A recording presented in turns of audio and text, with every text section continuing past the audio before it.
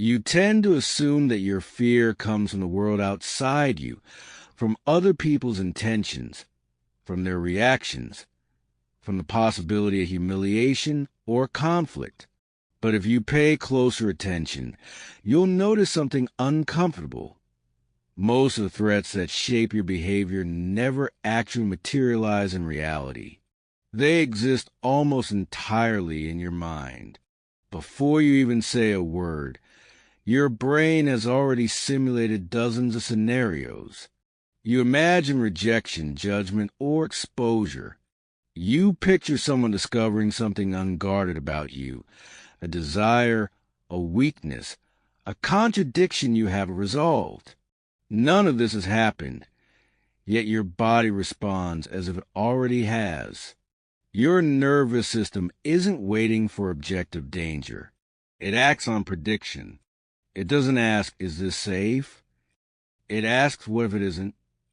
And that small shift changes everything about how you navigate the world. It makes you retreat from situations that could grow you. It makes you interpret neutral faces as hostile. It makes you slow down your movements, soften your voice, adjust your posture, and speak only after filtering each sentence through an internal committee. You don't call this fear. You call it being careful or being reasonable. But the truth is simpler. You're afraid of what might happen if the world gets uninterrupted access to who you really are. And so you behave as if exposure itself were dangerous. The strange thing is this. The people you fear are rarely the source of your fear. The source is almost always the story your mind creates about them. Long before they speak, you've already constructed a model of what they might think, what they might say, how they might judge you, and how that judgment might threaten your sense of self. This model is not random.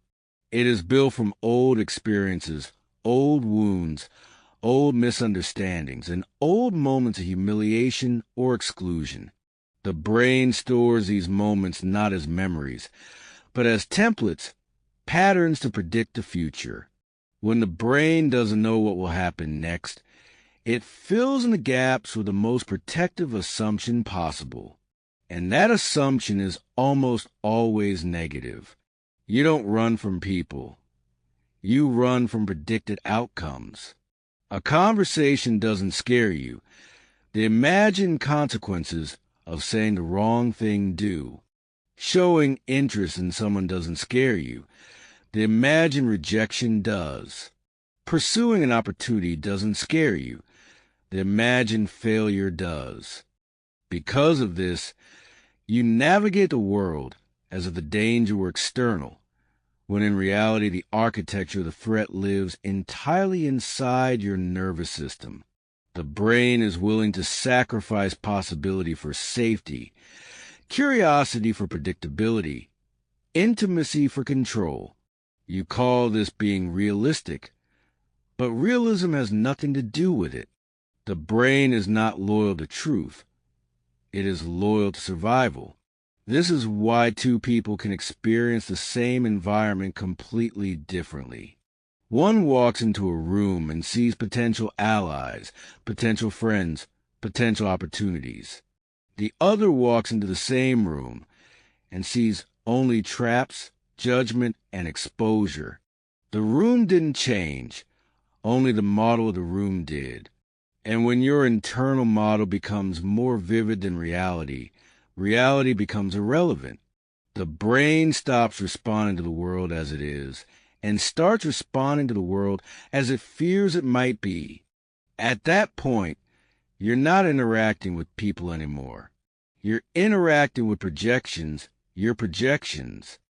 You often tell yourself that you dislike social situations, that you just prefer to keep your distance, or that other people are exhausting or disappointing. But if you pay closer attention, you'll notice something even more uncomfortable. You're not avoiding people as much as you're avoiding being seen by people.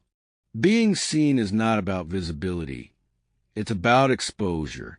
It means letting others witness not just your competence and composure, but your uncertainty, your desire, your need for connection, your questions, your contradictions, your longing for approval.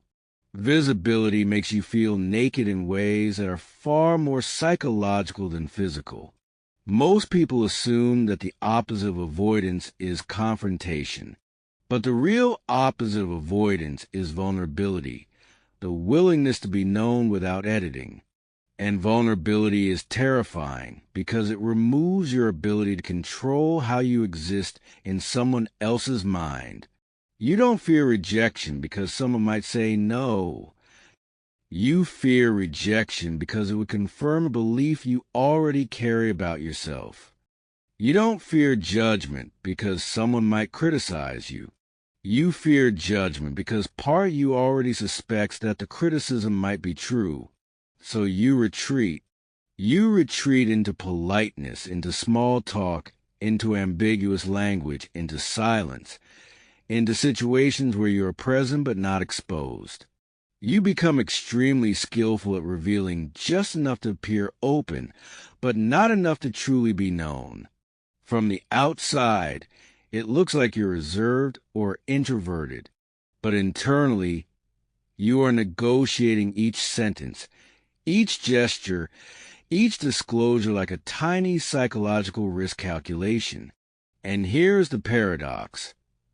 The very things you refuse to reveal are often the same things you wish someone would understand. You want someone to notice what you're afraid to show.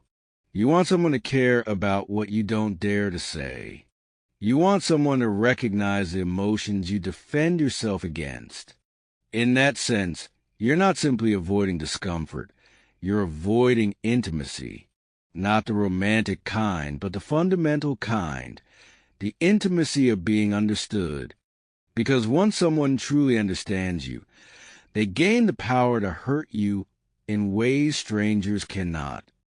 What makes avoidance so powerful is not the present moment, but the simulation of what the next moment might contain.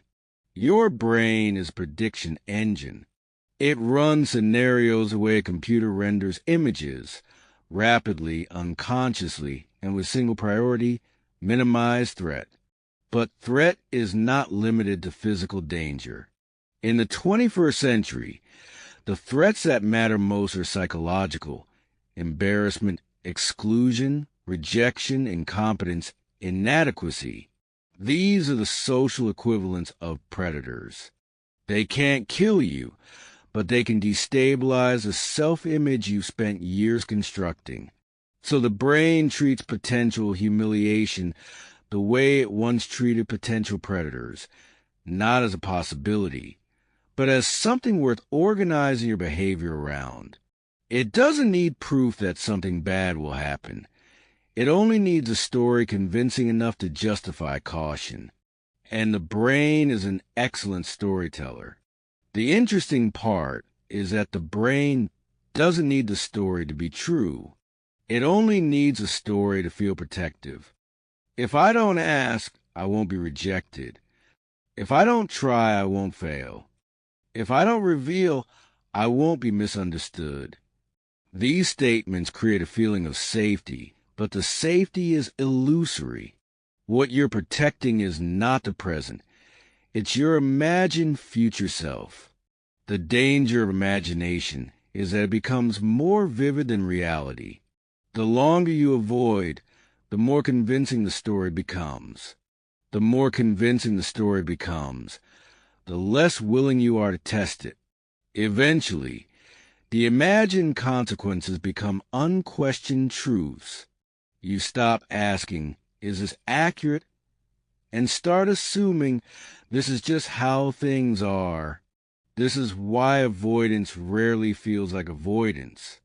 It feels like strategy. It feels like maturity. It feels like wisdom. You don't tell yourself that you're hiding. You tell yourself that you're being careful. You tell yourself that you're protecting your energy, that you're not interested, that it's not the right time, or that people won't understand anyway. But beneath these explanations lies a simpler dynamic. Your brain would rather live with the certainty of limitation than the uncertainty of possibility. Possibility requires exposure. Exposure requires vulnerability. And vulnerability requires giving up the protective power of prediction. Ironically, the more you try to control the future, the more tightly you become controlled by the fears you projected into it. If you trace your avoidance far enough, you eventually arrive at a surprising realization. What you fear most is not the possibility of pain, but the possibility of wanting something you might not get. Desire is dangerous because it exposes you. To want is to admit that something matters. And anything that matters can be used against you, by others, but also by your own mind. Most people can tolerate disappointment, but they cannot tolerate the idea of having wanted. To want and fail feels like the mind losing control over its own narrative. So instead of confronting this risk directly, you rewrite the story in advance. You pretend you didn't care. You convince yourself it wasn't the right time. You say, maybe later, or it's not for me, or I'm just being realistic. But beneath the surface, avoidance is saturated with longing. You don't avoid relationships because you don't need connection. You avoid them because connection makes rejection possible. You don't avoid ambition because you don't care about achievement. You avoid it because ambition makes failure meaningful. You don't avoid expressing your preferences because you have none. You avoid them because preference invites misinterpretation.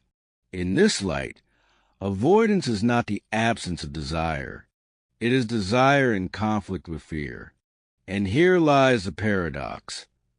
The more intensely you want something, the more tempting avoidance becomes. Avoidance lets you preserve the fantasy of possibility without facing the reality of consequence. It keeps the door half open, so you can tell yourself that you could have if you had really tried. It protects your identity at the expense of your life. What makes this all so tragic is that the fear of not getting what you want often prevents you from ever having the chance to get it. Avoidance doesn't merely shield you from loss. It deprives you of fulfillment. It trades the uncertain pain of exposure for the certain pain of stagnation. And if you look closely, you'll notice that the things you avoid most are almost always the things that would change you the most. Intimacy, creativity, ambition, honesty, vulnerability. You mistake these for threats, but they are actually invitations, not to comfort, but to expansion. In the end, you are not running away from the world. You are running away from the version of yourself you would have to become if you stop being afraid.